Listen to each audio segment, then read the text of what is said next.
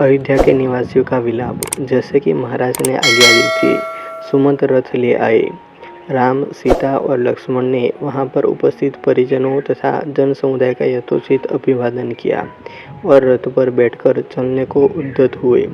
सुमंत के द्वारा रथ हाँकना आरंभ करते ही अयोध्या के लाखों नागरिकों ने हा राम कहते हुए उस रथ के पीछे दौड़ना शुरू कर दिया। जब रथ की गति तेज हो गई और निवासी रथ के साथ साथ दौड़ पाने में असमर्थ हो गए तो वे उच्च स्वर में कहने लगे, रथ रोको, हम राम के दर्शन करना चाहते हैं। भगवान जाने अब हमें फिर कब हम इनके दर्शन हो पाएंगे। राजा दशरथ भी कैकेयी के प्रकोष्ठ से निकलकर हे राम कहते हुए विक्षिप्त की भांति रथ के पीछे दौड़ रहे थे।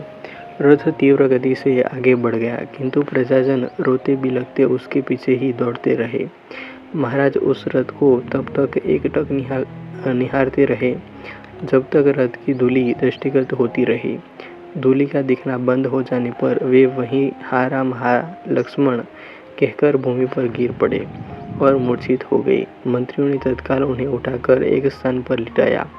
मूर्छा भंग होने पर मृत प्राय से महाराज अस्फुट स्वर में कहने लगे, संपूर्ण ब्रह्मांड में मैं सबसे बड़ा अभागा व्यक्ति हूँ, जिसके दो पुत्र एक साथ वृद्ध पिता को बिलखता छोड़ वन को चले गए।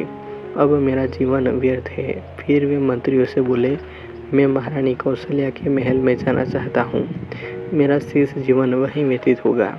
अब वहाँ के अतिरिक्त मुझे अन्यत्र कहीं भी शांति मिलना असंभव है। राम और लक्ष्मण के वियोग के संतप्त महाराज कौशल्या के महल में पुनः मूर्छित हो गए। उनकी इस दशा को देखकर महारानी कौशल्या विलाप करने लगी। कौशल्या के विलाप को सुनकर महारानी सुमित्रा वहां आ गई और उन्हें अनेक प्रकार से समझाकर शांत किया। फिर दोनों रानियां महाराज दशरथ की मूर्छा दूर करने का प्रयास करने लगी। कहानी अच्छी लगी हो तो ऐसे ही और कहानियों के लिए वीडियो को लाइक, कमेंट और शेयर कर दीजिएगा। और चैनल को अभी तक सब्सक्राइब नहीं किया हो तो सब्सक्राइब कर लेना।